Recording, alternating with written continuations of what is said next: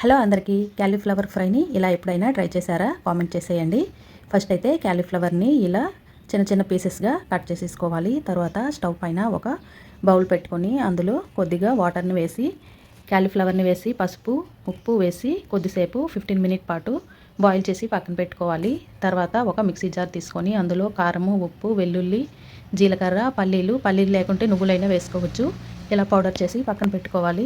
50 minute తర్వాత cauliflower పీసెస్ని ఇలా వాటర్ నుంచి సపరేట్ చేసి పక్కన పెట్టుకోవాలి. తర్వాత స్టవ్ పైన ఒక కడాయి పెట్టుకొని అందులో 2-3 స్పూన్స్ ఆయిల్ని వేసుకొని మనం ముందుగా ఉడికించి పెట్టుకున్న క్యాలీఫ్లవర్ పీసెస్ అన్నింటినీ కొంచెం దోరగా వేయించుకోవాలి. వేయించి పక్కన తీసి పెట్టుకోవాలి. తర్వాత అదే ఆయిల్లో పోపు దినుసులు, కట్ చేసిన ఉల్లిపాయలు, పచ్చిమిర్చి, అలాగే కరివేపాకు, కొద్దిగా ఎండుమిర్చి కూడా వేసి దోరగా వేయించుకోవాలి. వేయించుకున్న తర్వాత మనం ముందుగా ఫ్రై చేసి పెట్టుకున్న క్యాలీఫ్లవర్ ముక్కల్ని వేసుకొని అందులోనే మిక్సీ చేసి పెట్టుకున్న మసాలా పౌడర్ని కూడా వేసి ఇలా బాగా మిక్స్ చేసుకొని ఫైనల్గా గరం మసాలా వేసుకొని కొత్తిమీరని కూడా వేసి మిక్స్ చేస్తే ఎంతో టేస్టీగా ఉండే క్యాలీఫ్లవర్ ఫ్రై అయితే రెడీ అయిపోతుంది.